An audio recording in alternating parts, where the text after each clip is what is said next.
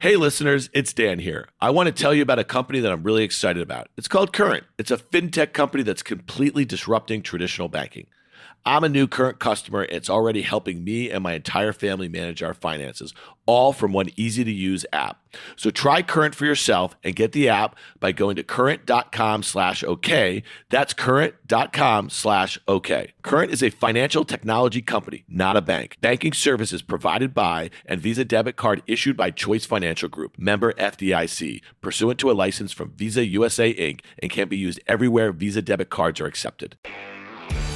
It's rolling, man. This is David Steinberg, chairman, CEO, co-founder, Zeta Global. It is listed on the New York Stock Exchange under the ticker Zeta. We're going to get into Zeta. We're going to get into your business. We're going to get into the journey to going public. You've taken companies public before, but not in this sort of environment, I'm assuming, a little bit. So we're going to talk a little bit about that. And I would also say, David, before I welcome you officially to OK Computer. That wasn't the welcome? That was kind of the welcome. That was a pretty nice welcome. You and I met professionally, but I would say our relationship is primarily social. Wouldn't you say so? I don't remotely think of our relationship as professional, so it's got to be all social. Like bankers and this and that. And serious. We were in Vegas. You were putting on a show. Yeah, no, it was good. But then you and I just quickly morphed our relationship into dining and cocktailing. Well, we tend to have very similar things we enjoy: food and wine and fun. We're cut from a similar ilk, I would say. You're cut from a bigger ilk than I am these so that's days, a fat joke, people. So David is on a keto diet. So I'm just kidding. No, I am. Are you really? Yeah. Yeah, you've kind of talked to me a little bit about that. You do a little bit of the intermittent fasting, correct? And then you also just avoid carbs like the plague. And then is that also sugar? Yeah, well, there's no more carb than sugar. But the 6 days a week, I intermittent fast between 16 and 18 hours and eat as few carbohydrates as I can. Yeah. You can't say none, but I try to keep it to zero. And then Sundays, I sort of cycle the ketosis. I'm a big fan of Tim Ferriss. Yeah. And his book, The 4-Hour Body, which has nothing to do with 4 hours, it's just sort of his brand, is sort of like the primer for how I built the diet I'm on. Yeah. I'm working on a 3-hour body, so hopefully that one will take off once I get that out. The good news is you are so handsome. Yeah. You can pull this new shape I mean, off. I really appreciate that. So is this a warm-up for the Tim Ferriss show or no? Tim has never invited me on, so So it's funny. I'll be really honest with you. We started this podcasting company, Guy Adami and myself, in the start of 2021, and I had listened to lots of different podcasts. The first podcast I ever listened to was Recode, Kara Swisher's podcast, and I really got into that. Her access to people, the way in which she can get them to talk in ways that they just don't want to talk about. So that was kind of fascinating. And I got a little into Bill Simmons. I really enjoyed the sports ones and this and that. But what's interesting to me, like some of these feel like they've just kind of gone off the rails. Like I listened to Balaji Srinivasan on Tim Ferriss last year. It was 4 hours, 4-hour podcast. That's long. We're not going 4 hours. I was going to say, come on, Dan. This is not like the equivalent of a Sting podcast or anything like that. I was trying to figure out like what the attraction to that is. What we've tried to do is really digestible, kind of accessible, sort of content. And so like taking a very complex man like you and breaking him down. You want to be like the TikTok of podcasts. Yeah. All right. Well, here's the deal. Let's start with this. I want to get to Zeta Global. I have actually been very fortunate to get to know much of your management team. You understand your product. I've actually had the pleasure of speaking at Zeta Live last year. I hope I get the invite back. Yes. Well, we just sent it out. The 29th of September will be Zeta Live too. I will be there. So I've gotten to know this company, but it's funny. I was listening to you on that ICE podcast, okay, and you said we used to get this question, Zeta, who, all the time. And I think it was really interesting the way you framed it. Not so much anymore. Now that you're a publicly traded company, you have over $500 million in annual revenue, and I think you have a 5-year plan to get above $1 billion. You have a market cap. 3-year plan. Okay, 3-year plan. Okay. Oh, you put it out in 2020. There you go. Correct. Right. We put it out in 2020 for 2025. I don't know if you checked. We're about halfway through 2022. Yeah, I did check. I guess the main point there is you are competing with behemoths, Salesforce and Oracle and Adobe. And so we're going to talk about all of that. But What I find really interesting about you, and I think oftentimes when you and I are together with other groups, we're talking about like kind of shared history in markets, shared history in investing. You're not just an entrepreneur. You have been investing your own capital, a family office, in public and private equity. So I want to hit a little bit about that, but I see you as a serial entrepreneur. And so talk to me a little bit about how that journey started, because again, you started a cellular company in 1991. Sterling, was that it? I mean, most people only knew of like the big bag phones back then, or the ones that were built into cars. What itch were you scratching like soon out of college and doing that? Well, first of all, it's great to be on the show. I'm a big fan of you personally and this show, so I appreciate it. But I became an entrepreneur for the same reason many of us become entrepreneurs. I came out of school in 1990. It was the great recession of that day, and I couldn't get a job. And the truth of the matter is that when you come out of school and you don't have a job, your opportunity cost on starting a business is very, very low. I originally started on the Hill, and I was there for a short period of time, working for Senator Kennedy and under Senator Biden on the Judiciary Committee. I was sort of a senior intern and legislative correspondent, and that was really cool. But I figured out quickly I would not be a good government employee. That was just not my... With drug tests? No, I'm just kidding. I'm kidding. Come on, but, man. we can cut that. We can cut that. Yeah, well, you don't have to cut it. The good news is I would have passed. Yeah, all right, fair enough. As far as I'll admit to on this podcast. But really interesting. In 1990, we have not had this much in our nation's history. That was the 10th year of a Republican administration, and you were working for Democrats. What was that like? Well, that's been my ecosystem for a long time. You would have called me back then a liberal Democrat. Now you would call me an extremely conservative Democrat. So you're like more to the center, I'm like saying. Many people. So you were a bit progressive back then? No. My point is my politics have not changed, but the definition of what you believe has changed, right? Yeah. Because the extreme to the left and the extreme to the right have moved very, very far. Yeah. My only point is now you could call me either a liberal Republican or a conservative Democrat. I find them to be very similar in the center. But I started working on telecom issues, and I got interested in it, and I ended up in the insurance business for a very short period of time, which was really interesting. And selling? Yep, selling insurance, accidental disability insurance to self-employed people. Wow. That was a bit of a grind. Did a little bit of door-to-door. Was very interesting. I remember calling my dad, who was an Ivy League educated MBA accountant, and telling him I was going to leave the Hill to go sell insurance, and he told me I was nuts. I called my stepfather, who was a very successful entrepreneur who had not even finished college, and he said it'll be the single greatest thing you could ever do. No way. And worked out well, taught me how to take no and move through it and get to yes. Well, that's important. I mean, people think of tech companies just filled with engineers and solving big problems, but they don't get deployed unless people are there selling them. And some of the most important people in tech organizations are those salespeople. When you think of like a Mark Benioff, the founder of Salesforce, wasn't he the biggest salesman Oracle ever had? And he's like, you know what? I can get engineers and I can build a stack, but I need great people to sell it, right? Yeah. I mean, listen, I forget the exact stat, but I think they asked a few years ago, they asked the Fortune 500 CEOs what was the attribute that was most responsible for getting to where they were. I think 490 of the 500 said sales. I'm sure there's other answers, but that's where I came out of. And I ended up getting a gift certificate for a free cellular phone. And I went in to get my free cell phone. And I asked the woman who was working, what are you doing? And she explained the whole business. And I literally walked out the door and said, I am in the wrong business. And a few months later, there was an interesting blow up with my then boss, who's a great guy. We didn't see something eye to eye. And I don't think he thought there was any scenario that someone of my age making the amount of money I was making at that time would ever leave, because he obviously didn't know me that well. But I left and I started Sterling Cellular in my basement. Wow. All right. So that was a cellular leasing company to businesses? No, it wasn't leasing. We activated cellular phones for Cellular One on a B2B strategy. So we came at it with the premise back then that a cell phone would be an incredibly good investment for productivity.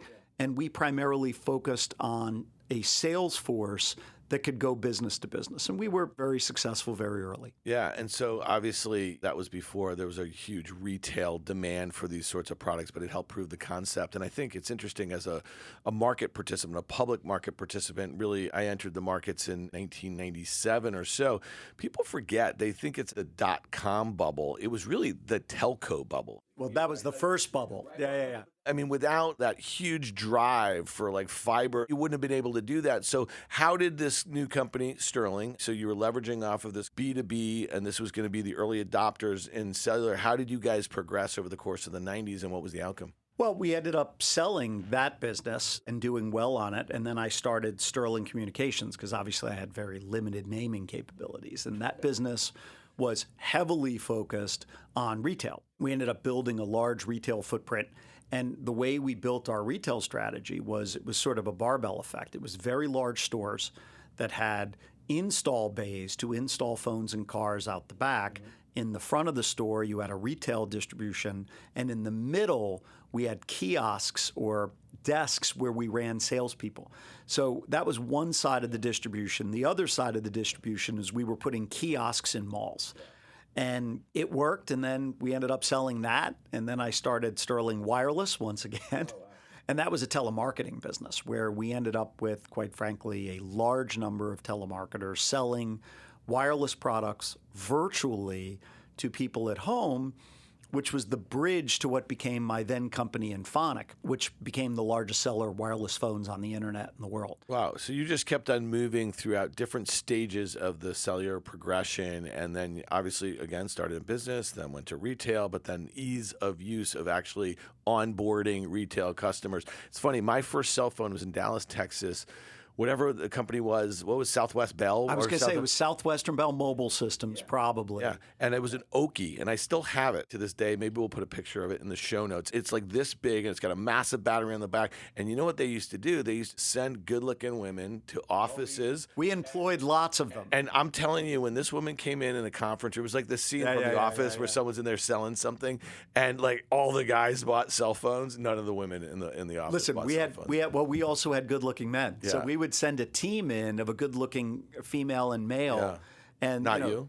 Well, I didn't make the cut. You were the I closer. wish. You were the closer. Wait, so you had 3 iterations of Sterling. Yep. You sold them. The first one you sold to AT&T? Actually, I sold all 3 to what is today called AT&T, but all 3 different companies. Oh, wow. Like sold 1 to Southwestern Bell Mobile Systems. I sold 1 to Singular. And then I sold 1 actually in a management buyout to my then team, and then they sold it to Southwestern Bell Mobile Systems, DBA Cellular One. So it's sort of like, but everything, Southwestern Bell rolled everybody back up other than Verizon. So it became the 2 of them that became the old AT&T. Yeah. I remember trading in the late 90s, all those CLECs. I mean, it was kind of interesting. There was this unbundling, the great unbundling, which at the time, if you were like a trader, these were very volatile sort of stocks. People forget. You hear about this crap. Now you have a publicly traded company. People will talk about a meme stock or this. And you're like, there were meme stocks in the 90s. Remember iOmega? You remember some of these CLECs? Like, it all existed. They just didn't have the ability, the virality didn't exist among retail in a way. And by the time it got to retail, it was over. You didn't have the trading platforms back then, which have really become ubiquitous today. And of course, the internet has ultimately leveled the playing field as it relates to the dissemination of information. So back then, information was the key to all success in trading. Today, information can often be the key to failure in trading because of the fake information that can be out there. And things could go viral on closed platforms. Like, for instance, on Yahoo Finance message boards, it could really build up there, and a handful of people could trade off of that information or make decisions based on, but it didn't have the ability to really go viral in a verifiable way because we really didn't have social networks in a way. And I remember being on a trading desk and hearing, like in 1999, hey, do you see this thing on Yahoo Finance or something like that? But without an ability to verify it, and it just didn't have that sort of thing. So I think it's interesting. But telco was at the center of that. All right, so you sold these businesses. So wait, was the only boss in your life, other than Ted Kennedy, this guy who you had this dust up at the insurance company? Is that is that it? Technically, Ted Kennedy was not my boss. Yeah. I reported to a guy named Thurgood Marshall Jr., Goody Marshall. Good name. He worked for, I believe, Jeff Blattner or Carolyn Ossolinek at the time, who then worked for somebody.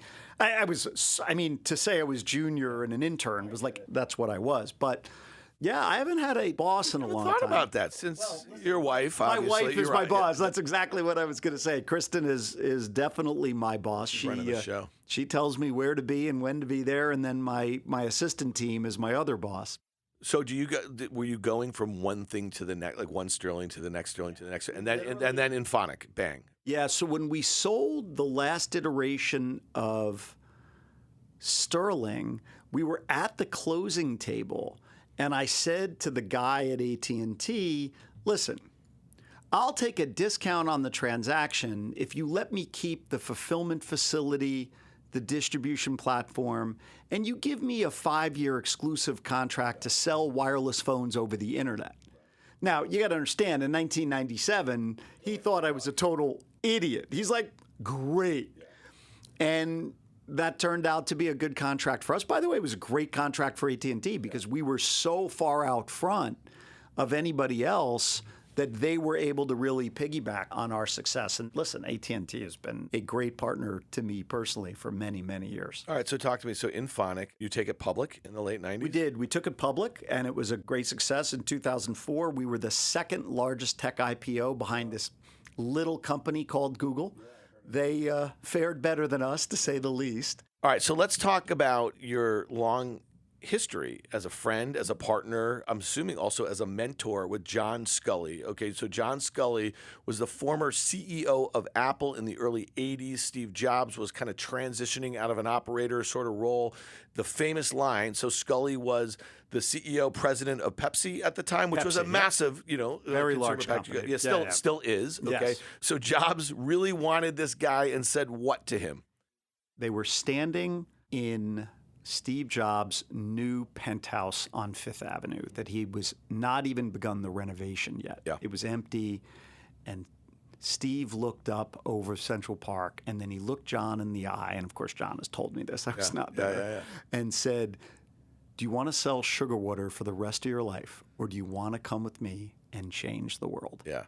Yeah, so that was the early 80s, and so we know that was right before they introduced the Mac with that big 1984 commercial and everything like that. So at what point did you and John connect? Well, not then. I was pretty young back then. Were. But no, John and I met, I guess it's about 22 years ago now. We were at a YPO conference, a Young Presidents Organization, which I was a member.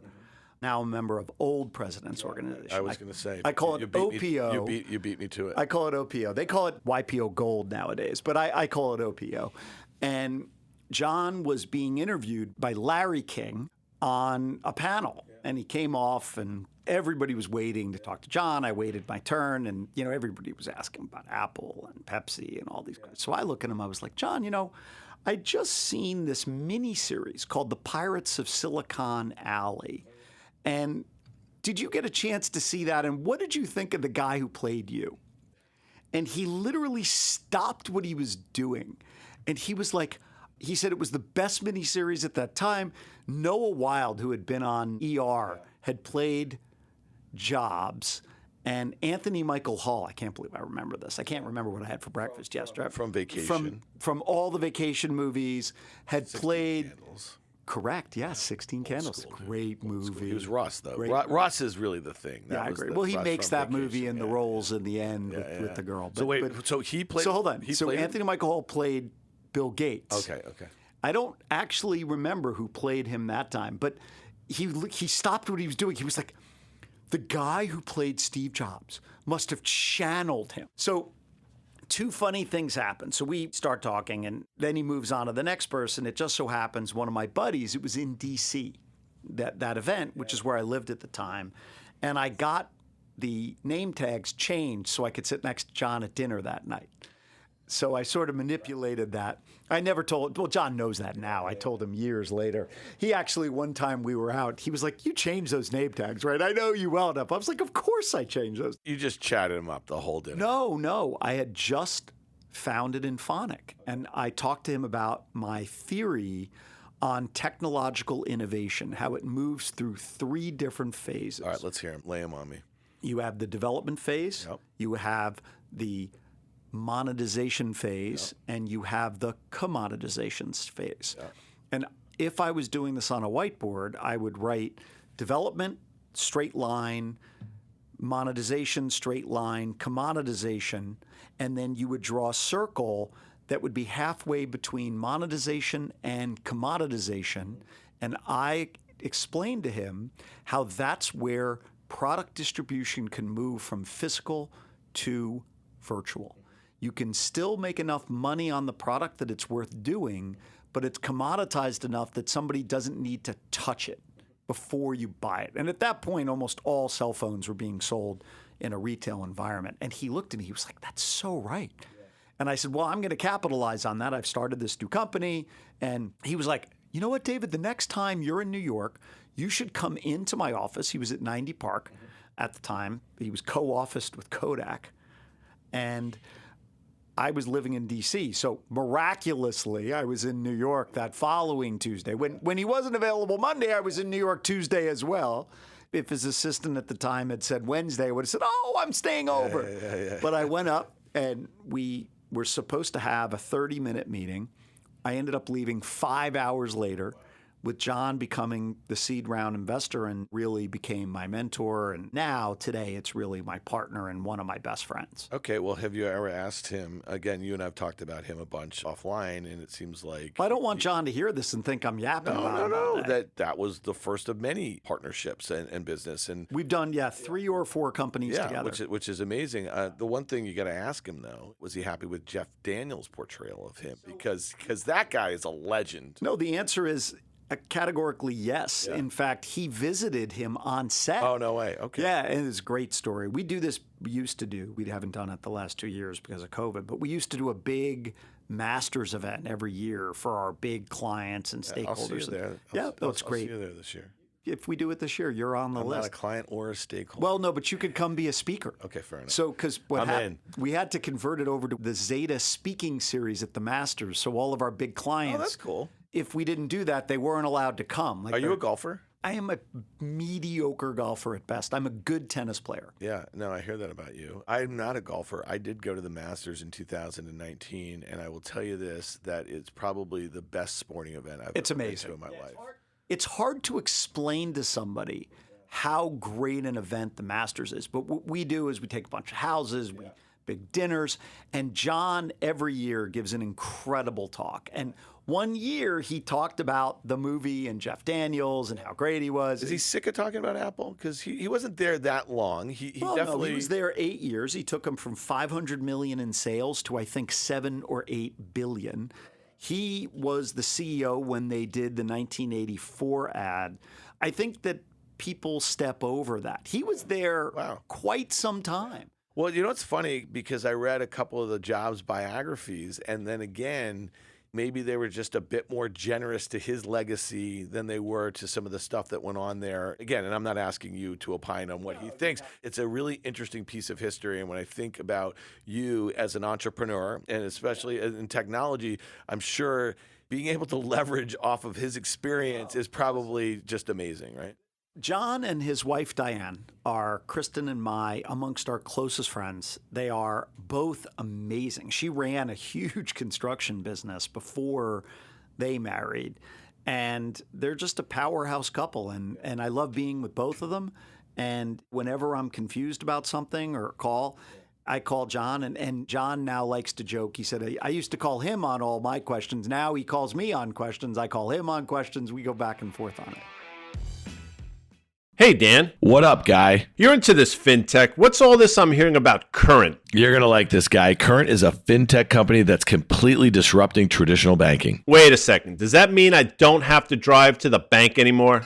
Yeah, exactly. I'm a new Current customer, and I manage all of my finances from one easy-to-use app. Well, I got to get this app, but where can I learn more? It's super easy. Just go to current.com/OK, OKAY, and download the app. That's current.com/OK. Current is a financial technology company, not a bank. Banking services provided by and Visa debit card issued by Choice Financial Group, member FDIC, pursuant to a license from Visa USA Inc., and can be used everywhere Visa debit cards are accepted. Hey, it's Dan here. I'm excited to tell you about a $1 billion app that's disrupting the way people like you and me invest. It's called Masterworks. They offer investors access to an estimated $1.7 trillion alternative asset that was once only accessible by the ultra wealthy. I'm talking about blue chip art.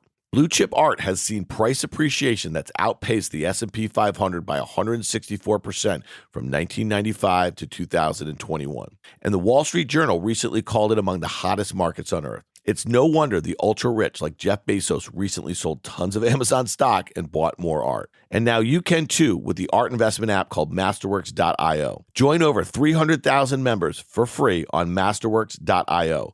Just go to masterworks.art/OKComputer, OKAY. That's masterworks.art/OKComputer. See important disclosures at masterworks.io/disclaimer. Taboola uses AI to power recommendations for many of the world's top publishers and cell phone manufacturers. You know Taboola. If you ever went to websites like CNBC or USA Today, when you finish reading an article, it's that tricked out recommendation engine pointing you towards additional content you will like. They also help brands reach over 500 million daily users, which makes them a compelling alternative to Facebook and Google ad platforms. Taboola has long-term exclusive partnerships with publishers, which means they help people like you and me discover content outside of social media. Taboola is a founder-led company that is traded as TBLA on the NASDAQ. Find out more about their mission at taboola.com. Let's talk about how you guys came up with Zeta, because this is the real deal right now. You are in New York City. You have this company that's listed on the New York Stock Exchange. Also, a good-sized deal in a market in 2021. You guys went public. Talk to us a little bit about taking a step back. I met you in 2017, and I think you told me probably about 4 or 5 years we're going to be going public. So you had a plan then. You had a 5-year plan then. So I like to always break businesses into 1 and 5-year plans. Yeah. I think a 2 or 3 year plan is too short. Yeah. A 5-year plan without a 1-year plan is too pie in the sky. Yeah. So, as soon as we finish 2025, we'll roll out 2030. But you'll already have your 1-year plan in 2024 for Correct. So how does that change though? Because again, you've started companies from scratch, you've built them up, you've sold them, you see how they operate in a bigger entity and what you might have done differently. How do you do things differently when you are a private company on a way to being a public company, because the shareholder base has changed, how you communicate with shareholders change, you have to deal with Wall Street, and analysts and all that whole apparatus? I think first of all, the mistake I made last time was trying to do everything myself. So now we've got Chris Greiner, who's one of the world's best CFOs. He and Scott, his head of IR, who's also exceptional. He was at EMC and then Dell before joining us, really own that component of the business. Steve Gerber, our president and COO, who you know, and I focus on running the day-to-day operation of the business. And Steve Vine, who you also know when you're having dinner with tonight, is our general counsel. And I like to joke, really, keeps us all on top of our game. And you could go all the way out to our chief technology officer, Chris Momberg, our chief data officer, Nish Gore, our head of our activations business, Will Margoloff, and Jeff Nimeroff, our chief information officer. We just have an incredible and very deep team. The other big difference is I actually let them do their jobs now. All right. So this is something that you've learned over time. Yep. I literally joke, when I was a super young CEO, I knew I could do everything better than everybody. When I became a middle-aged CEO, which was in my mid-30s, I felt like I could do it better, but I hired people to do the job, and then I told them what to do. Yeah.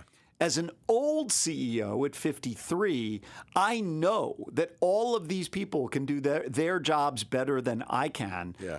But what I do really well is strategy, M&A, and relationship management. And I try to focus on those things. But think about this, and I would say that this is probably one of your biggest accomplishments with Zeta right now is that you've put together an all-star team of operators around you, right? It is literally the thing I am most proud of. It's the team that we've built, how cohesively it works, and there is not one person on my senior leadership team that couldn't be running another company. Yeah. That's amazing. All right. So one thing, though, just for anybody listening here who tries to figure out how we book guests here, I mean, I think, David, you just gave up our dirty little secret. I got to buy you a steak to get you to come on the show. Actually, what we do is that you are going to get a bottle of Como's tequila, and from our good friend, Joe Marchese. Who I thought Joe was coming today. Well, I think he's in parts unknown. But everybody who comes on the pod, they get a bottle of Como's. Well, so there you go. I will happily take one. I like that. I don't drink a lot of tequila, but when I do, it's Como's. There you go. All right, that's a good plug there. All right, let's talk about Zeta. What was the mission? So when I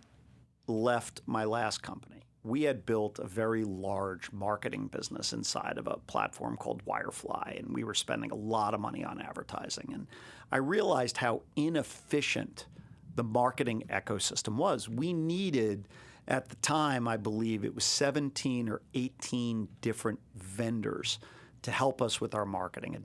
Data vendors, analytics vendors, CRM vendors, activation vendors, all of that stuff. And when John and I first founded Zeta, the original vision was effectively threefold. One, we wanted to put everything a marketer needed in one place.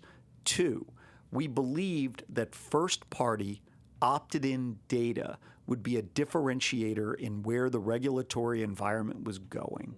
And three, at that time, we believed that to truly use data effectively and make it actionable, you had to understand automation.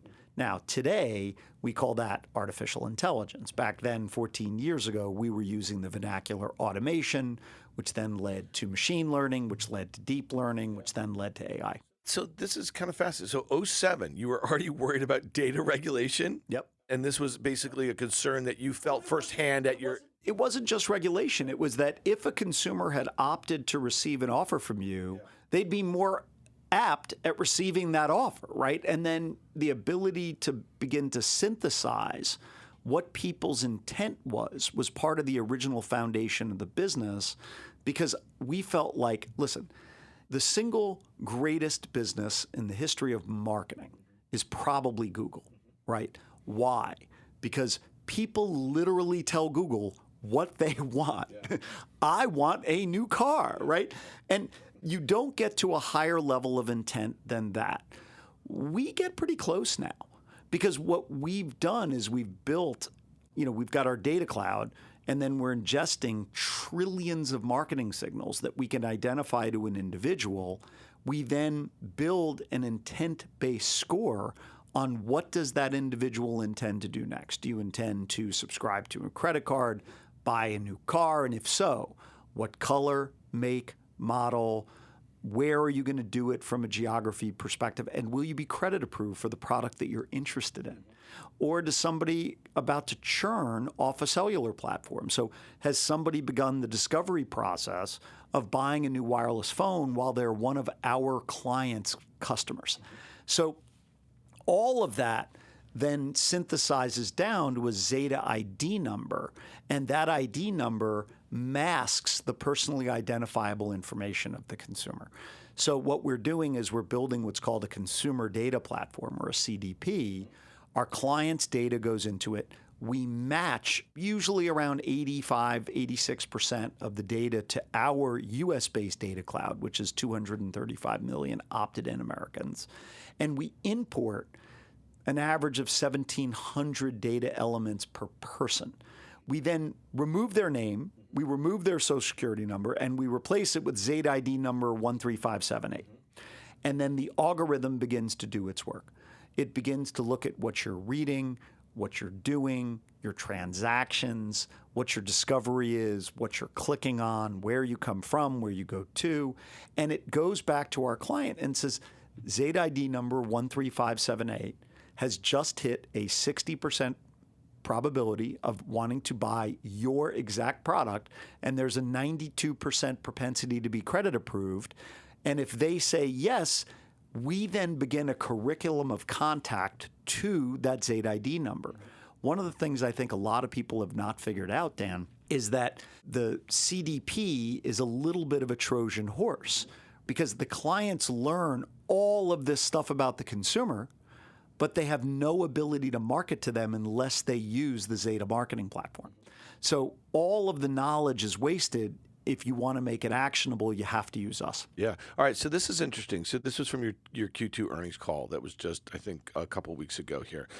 You said, as other vendors have lost their ability to measure with precision due to changes by large technology providers, marketers, and looking for alternatives, and because we are not dependent on Apple's IDFA tracking mechanism or third-party cookies to identify individuals and measures business outcomes, we are able to leverage our data and our software advantage to deliver a better return on investment for marketers today and in the future. All right, so that was well done. That was well read. Well, that's Nick. Thanks, Nick, for that. What is interesting about that, and I looked over your results. I was actually on vacation that week, but I kind of looked over your results then. I knew we were going to be doing this a little bit, and I thought that's really interesting because there's so many data platforms right now that have literally been taken to the woodshed, right, by changes by these large platforms. Well, especially the mobile-focused platforms. Right. So talk to me a little bit about that, because that must be something that really resonates with investors who are looking for these sort of platform investments who've seen some of these. I'm not sure investors understand the implications of this yet, right? So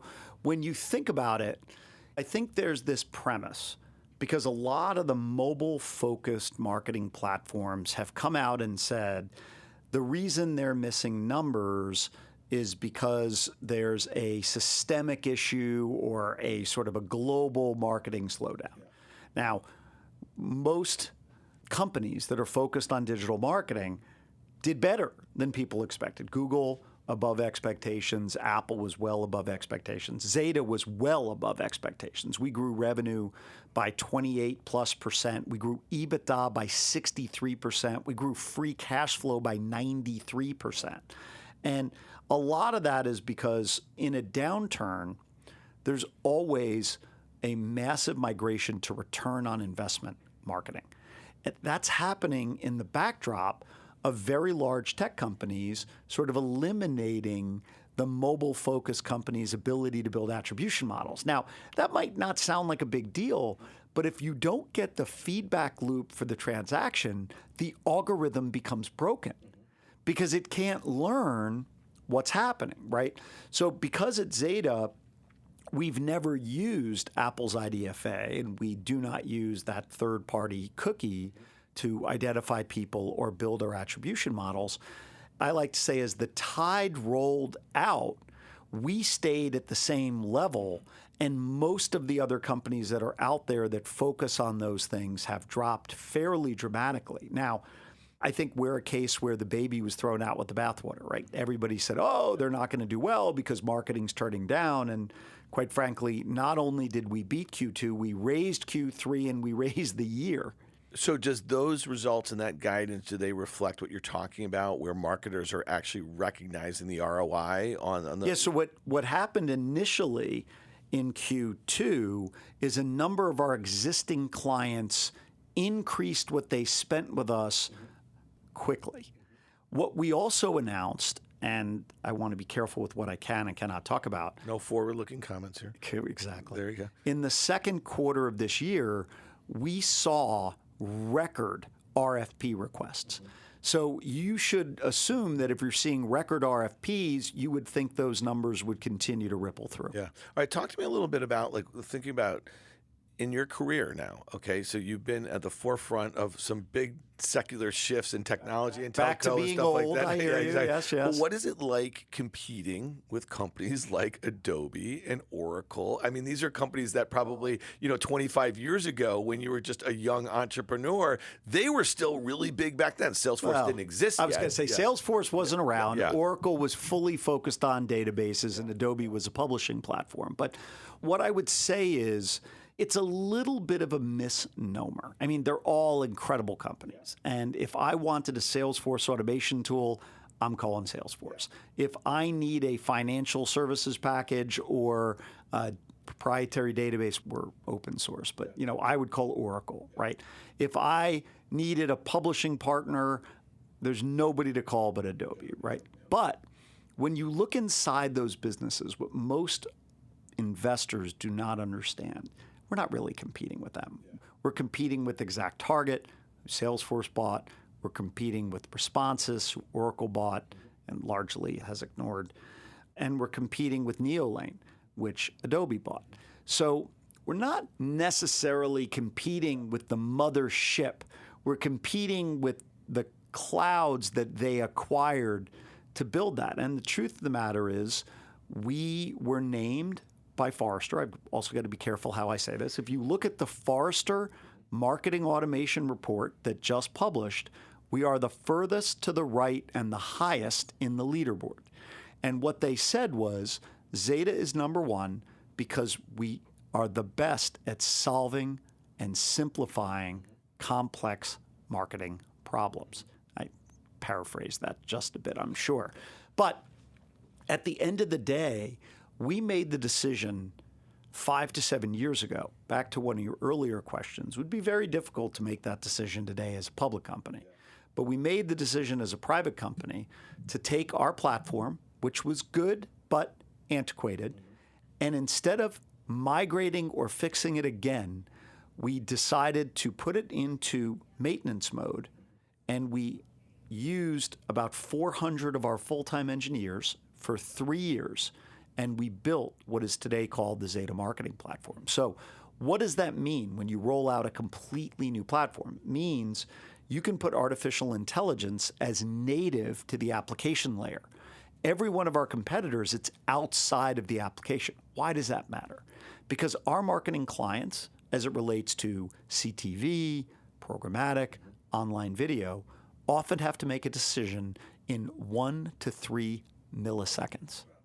If you want to crunch that much data that fast, you better not need to step out of your platform via API to another platform to see if it works. The other thing that Forrester noted was that we put data as native to the application layer as well. So our data cloud, which allows you to know everything you need to know on making a decision, is also native to the application layer. So not only do we have a great user interface, not only do we have a great reporting tool, but we're able to do this stuff substantially faster than anybody else. And because everything we do is new, it's 100% cloud-based. So it sounds like, just kind of looking through those results and kind of hearing you talk about it a little bit, you guys are executing, I would say, very well in a difficult environment. So let's talk about that difficult environment. You're a CEO of a company. You have, what, over 1,000 employees? Yeah, it's about 1,500. 1,500. You're all over the world. You have offices all over the world. Before COVID started, we had 26 offices on 4 continents. Wow. And so let's just talk about how you're feeling, not as it relates to, let's say, Zeta, but you hobnob with a bunch of CEOs. You talk to a lot of big investors. No, but there's a certain sense for like what's going on, where we are. I think a lot of CEOs who, let's say, did pretty well in difficult environment, which was a pandemic, which was the definition of a black swan event. No one saw that coming. And so there were people like you as a lead up into the .com or the lead up into the financial crisis. People were really nervous. They saw activity that was going on that was not going to be able to last for too much longer, but no one could put their finger on the point in which it was going to pop. So now you think about it, I think at one point in late 2020, when we had the vaccine announcements, we had a different administration, we had a lot of things started turning. I think a lot of people thought by mid-2020, this would be in the rear view mirror, and it's not.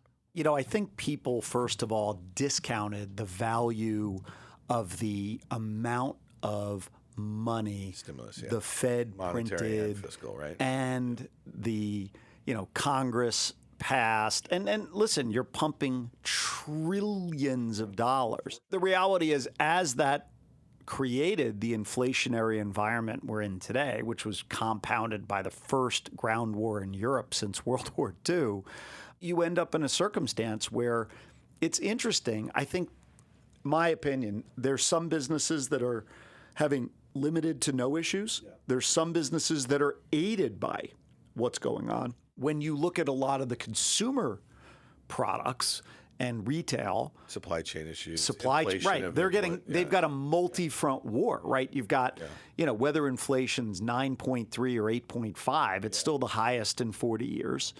And it's largely driven by energy. And as you know better than anybody, nothing drives cost creep like energy. It's not just energy. It's certainly gas, right? But getting goods to market becomes substantially more expensive. Chemicals become substantially more expensive. Rubber becomes substantially more expensive. Building houses becomes substantially. All of that goes up when energy prices go up, which lowers expendable income and disposable income and creates challenges there. What we're seeing at Zeta is that's causing marketers to focus more on return on investment than I've seen them focus on in many, many years. Now, we've been screaming about return on investment for 10 years, and a lot of people haven't cared. Now, all of a sudden, they're waking up. And, what I like to say is Machiavelli first said, never waste a crisis. Mm-hmm. Churchill has since taken credit for that one, but you can split credit.